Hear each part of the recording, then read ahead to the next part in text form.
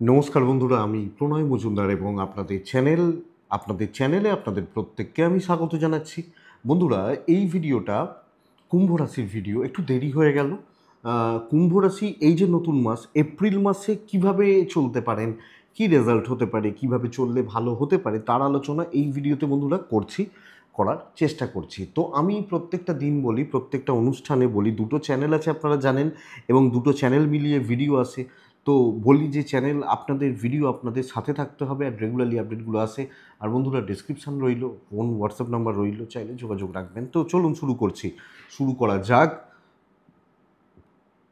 আপনি যখন কুম্ভের মানুষ বা জাতক জাতিকা এপ্রিলে কি রেজাল্ট পাবেন, এবং একটা কথা জাস্ট বলবো, শুধু দিয়ে শুরু করব। বড় সিদ্ধান্ত কারোর সাথে কথা বলে নেবেন, বড় ব্যাপার স্যাপার হলে কাউকে একটু দেখিয়ে নেবেন। তো শুরু করছি বন্ধুরা। এপ্রিল কুম্ভ কি রেজাল্ট পাবেন। দেখুন, প্রথম কথা, যে সাড়ে সাতির পিক ফেজ শেষ হয়েছে, লাস্ট ফেজ শুরু হয়েছে। ট্রেস অনেকটা কমে যাবে, এবং বিগত কয়েকদিন, 2-3 দিন, আমি যখন ফোনে আপনাদের সাথে কথা বলছি, অন্তত 12-14 জনের সাথে কথা বলেছি, মানে কুম্ভ রাশি এই ব্যাপারটা নিয়ে। তারা বলেছেন যে বেশ ভালো বুঝতে পারছি, একটা ফিল গুড ব্যাপারটা আসছে, এবং আপনার ক্ষেত্রেও আসবে। কিন্তু বন্ধুরা, যখন এই মাসটা শুরু হচ্ছে, আমি দেখছি প্রথমত আপনাদেরকে এই ব্যাপারটা বলতে হবে বা বলে রাখি, হেলথ কিন্তু খুব একটা ভালো নয়। আপনি কুম্ভের মানুষ বা জাতক জাতিকা হলে স্বাস্থ্য নিয়ে ভোগান্তির যোগ থেকে যাচ্ছে। শরীর ভোগাবে, স্বাস্থ্যের কিছু ক্ষেত্রে অবনতি, ছোট রোগ ভোগ বড় আকার ধারণ করতে পারে, ছোট ভোগান্তি বড় হয়ে যেতে পারে। তো আমি যখন কুম্ভের জাতক জাতিকা, আমাকে এই দিক, এই জায়গা নজর রাখতে হচ্ছে, খেয়াল রাখতে হচ্ছে, লক্ষ্য রেখে চলতে হচ্ছে। এবং আমি আশা করব বন্ধুরা, শরীরের ব্যাপারে অনেক বেশি যত্নশীল হবেন, যে কোনো ছোট ছোট ব্যাপারগুলোকে কোনোভাবে নেগলেক্ট করবেন না, দেখে নেবেন, না হলে কিন্তু অসুবিধা পড়বেন। আহ, বিশেষত কোনো পেট পেট সংক্রান্ত প্রবলেম,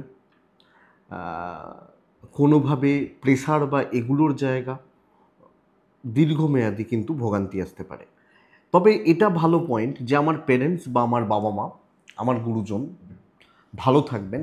যদি ধরুন আমার বাবার বয়স 70, আমার মায়ের বয়স 68, 70, যাই হোক, ভালো থাকবেন, সন্তান ভালো থাকছে। তবে এটা ভালো পয়েন্ট যে যদি প্রেগনেন্সি চলে, ডেলিভারির ব্যাপার থাকে, এরকম কোনো ব্যাপার স্যাপারগুলো থাকে, সেটা কিন্তু অনেকাংশে আপনাকে পজিটিভ বা স্টেবল রেজাল্ট দেবে, আপনি কুম্ভের মানুষ হলে। তো এই জায়গা বা এদিকটা অনেকটা বেটার হচ্ছে, এক্সপেক্টেড, আশাবাদী, আশা করতে পারি। এবং বন্ধুরা, সন্তানের শরীর, পার্টনারের শরীর, বোথ সাইডে পজিটিভিটি আসতে পারে, আসবে। ট্যুর অ্যান্ড ট্রাভেলগুলো ভালো রেজাল্ট দিচ্ছে। এ মাসে যে কোনো ট্যুর করা যেতে পারে। অবশ্যই আমি একটু দেখে নেব, ট্যুরে যাওয়ার বা ট্রাভেলে যাওয়ার আগে একটু তো দেখতেই হবে, দেখে চলতেই হবে। বাট সেটা হতে পারে পুরী, বা দার্জিলিংও হতে পারে, আবার কর্মসূত্রে কোনো ট্যুরও হতে পারে, আবার কোনো ট্রিটমেন্টের জন্যও কিছু হতে পারে। সব ক্ষেত্রে কিন্তু রেজাল্টটা ফিল গুড ব্যাপারটা আসতে পারে। তো এটা প্লাস পয়েন্ট। কিন্তু বন্ধুরা দেখুন, সেকেন্ড হাউস পুরো মাত্রায় ড্যামেজ হয়ে রয়েছে। দ্বিতীয় ভাব হচ্ছে ধনস্থান। দ্বিতীয়ভাবে পঞ্চগ্রহযোগ দিয়ে মাস শুরু করেছে, অনেক দিন থাকছে, এবং শুক্র বুধ বক্রী অবস্থায় রয়ে গেছে। তো সামগ্রিকভাবে সেকেন্ড হাউস থেকে ধনস্থান বিচার করা হয়, অর্থের জায়গা। তো এই মুহূর্তে বড় ইনভেস্ট, বড় খরচা, বড় ট্রানজাকশানস, বড় ডিল করা যাবে না। নর্মাল যেগুলো আছে সেগুলো তো চলছে।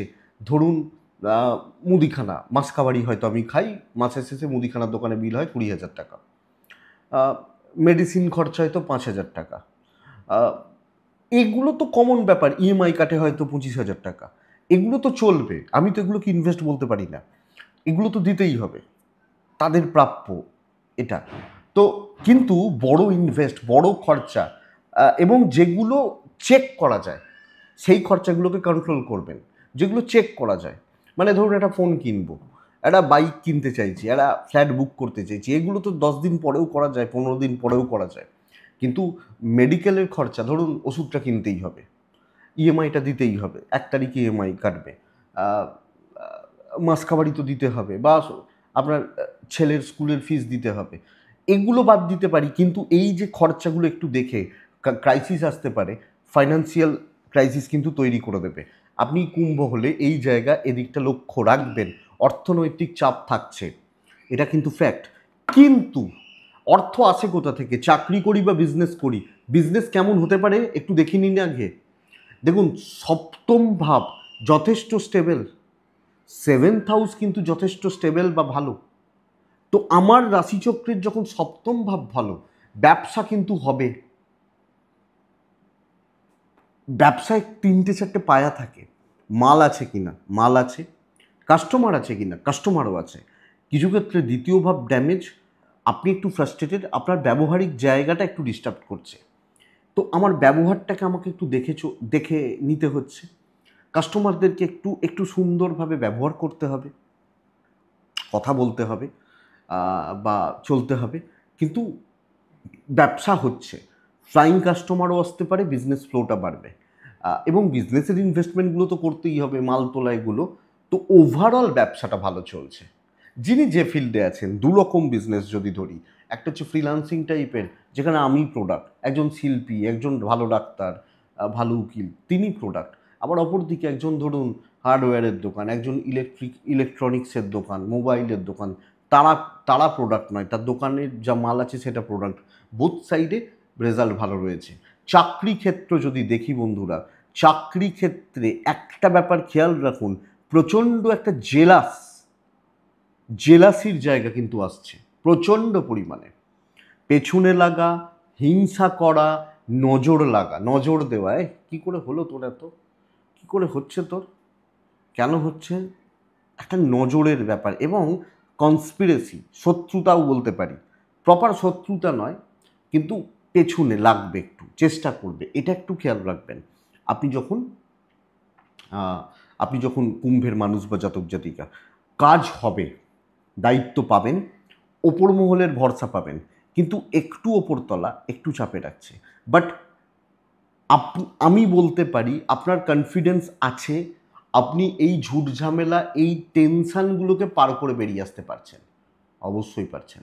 তো কুম্ভর জাতক জাতিকা বা মানুষ যখন আপনি এই মাস, এই যে কামিং মান্থ, এক্সপেক্টেড চাকরি ক্ষেত্রে বেটার অপরচুনিটি থাকছে, চাকরি চেঞ্জেস হতে পারে।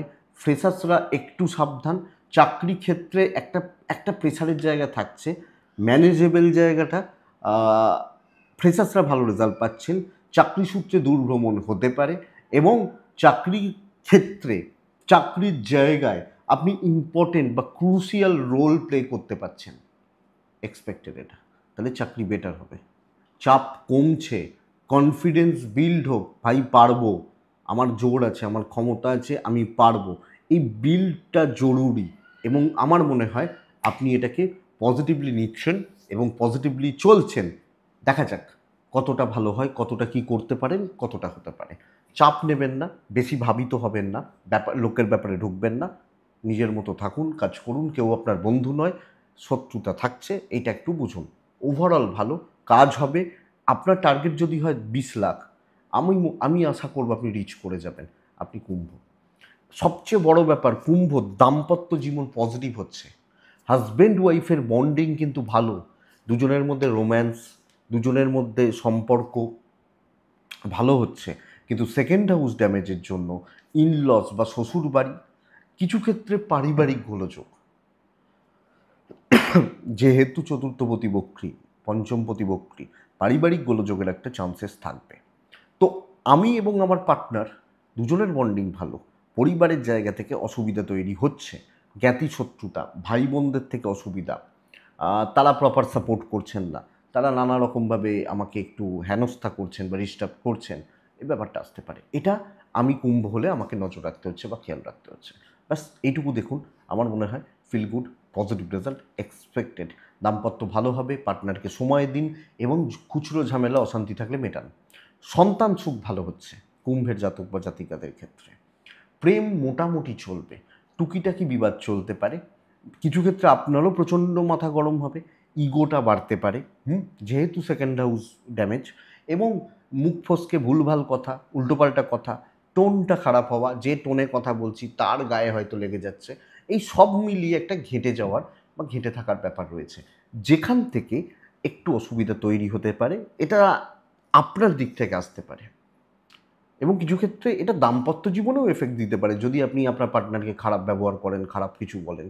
এটা কিন্তু প্রেমটা, দাম্পত্য তাও ভালো, প্রেমটা একটু দেখে একটু বুঝে চলতে হবে। তো এইটা লক্ষ্য রাখার দরকার আছে কুম্ভের জাতক বা জাতিকাদের ক্ষেত্রে। হাজব্যান্ড ওয়াইফের সম্পর্ক ভালো, পারিবারিক দিকটা একটু লক্ষ্য রাখতে হবে, বুঝে শুনে ম্যানেজ করে নিতে হবে, পরিস্থিতিগুলোকে ম্যানেজ করার ব্যবস্থা করতে হচ্ছে। ব্যাস, তাহলেই আশাবাদী, আশা করতে পারি বেটার রেজাল্ট, বেটার ফল আসতে পারে। আমি যখন কুম্ভের জাতক জাতিকা। প্রেম সাবধানে, লিগাল নিয়ে প্রবলেম নেই, আইন আদালত, পুলিশি ঝামেলা, কোর্ট কাছারি, লিগাল ব্যাপার, লিগাল ইস্যুস এক্সপেক্টেড, আশাবাদী, আশা করতে পারি রেজাল্ট ভালো হচ্ছে, ফলটা ভালোর দিকে যাচ্ছে। তাহলে দেখুন কোন কোন জিনিসগুলো ছুলাম। ধরুন আরেকটা ব্যাপার বলে রাখি লিগালের ক্ষেত্রে, ইভেন কোনো পারিবারিক বড় গোলযোগ চলছে যেটা কোর্ট কাছারি যেতে পারে, আমার মনে হয় সেটা ভালোর দিকে যাবে, আপনার দিকে যাবে। দেখুন কোন কোন জিনিসগুলো বললাম, শরীর, বাবা মার শরীর, পয়সা, ট্রাভেল, চাকরি, বিজনেস, দাম্পত্য, প্রেম, লিগাল ব্যাপার স্যাপার, সন্তান সুখ ঠিকঠাক, সন্তানের অ্যাক্টিভিটিস, সন্তানের এডুকেশন ঠিকই আছে। কিছু ক্ষেত্রে একটু বদমাইশি বাচ্চাগুলো করতে পারে, অসুবিধা নেই, ম্যানেজেবল। অনেকটা স্ট্রেস রিলিজ হবে, এনার্জি বাড়ান, আপনি ট্রাই করে দেখুন। আমি এটা আপনাকে বলি, আগে তো ফেলিওর হচ্ছিলেন, এবার দেখবেন অনেকটা পজিটিভ রেজাল্ট কিন্তু আসতে পারে, ম্যানেজ হতে পারে, জায়গাগুলো ম্যানেজ হতে পারে। একটু ট্রাইটা বাড়িয়ে দেখুন, একটু ট্রাইটা নিয়ে দেখুন কুম্ভের জাতক বা জাতিকারা। লাস্ট পার্ট হচ্ছে এডুকেশনের পার্ট। কেমন হবে এডুকেশন, কেমন হবে, এটা কুম্ভের বেস্ট পার্ট। আমি আপনাকে বলবো প্রত্যেকটা ক্ষেত্রে এডুকেশনে সাফল্য রয়েছে, প্রত্যেকটা ক্ষেত্রে।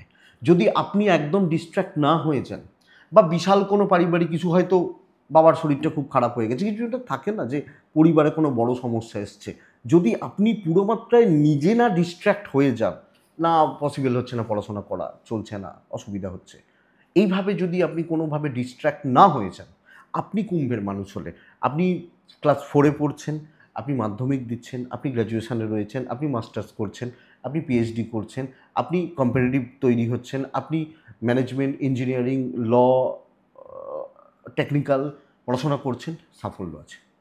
কুম্ভ বিদ্যায় সাফল্যের জায়গা রয়েছে, একান্ত আপনি যদি কোনো গোলযোগ না করেন। পরীক্ষা, এক্সাম দেওয়া, ভালো এক্সাম দেওয়া বেটার, এবং এটা বেস্ট পার্ট। চাকরি, বিজনেস, সরকারি চাকরি, বেসরকারি চাকরি, শরীর, প্রেম, দাম্পত্য, এটা বেস্ট পার্ট, এটা আমি বলতে পারি কুম্ভের জাতক বা জাতিকাদের জন্য। তো বেস্ট অফ লাক, অবশ্যই ভালো হবে। কুম্ভ রাশি 3টে নক্ষত্র পার করে, ধনিষ্ঠা, শতভিষা এবং পূর্ব ভাদ্রপদ। ধনিষ্ঠা কারুর সাহায্য পাবেন না, খেটে বার করতে পারলে করবেন, না হলে ভেবে নেবেন আমার দ্বারা হবে না, তাহলে আমি খেটে অর্জন করব। অনেক সময় থাকে না যে কেউ বলে দিল হ্যাঁ হ্যাঁ আমি দেখে দেবো, এইটাই যদি পড়লেন তো গেলেন। শতভিষা নক্ষত্রের জাতক বা জাতিকারা কথা বলবেন বুঝে, সিদ্ধান্ত নেবেন ওয়েট করে। পূর্ব ভাদ্রপদ নক্ষত্রের জাতক বা জাতিকারা কোনো না কোনোভাবে সিনিয়র মানুষজন, সিনিয়র লোকজন, আপনার গুরুজন, আপনার সিনিয়র যারা রয়েছেন তাদের সাথে দূরত্ব, অফিসের সিনিয়র, সব মিলিয়ে এই জায়গাটা, এই সেগমেন্টটা কিন্তু আপনাকে নড়িয়ে দিতে পারে, এটা খেয়াল রাখুন বন্ধুরা। এটাই এপ্রিলের রাশিফল। ক্ষমা চেয়ে নিচ্ছে, একটু দেরি হয়ে গেল। আশা করছি ভিডিওটা চলতে গিয়ে 5-10% হয়তো আপনাকে সাপোর্ট করবে, কিছুটা সাপোর্ট করবে, বুঝতে সাহায্য করবে। তো বন্ধুরা এটুকুই থাক, ভালো থাকুন, সুস্থ থাকুন, এবং এবং অবশ্যই অবশ্যই বন্ধুরা শান্তিতে থাকুন। নমস্কার।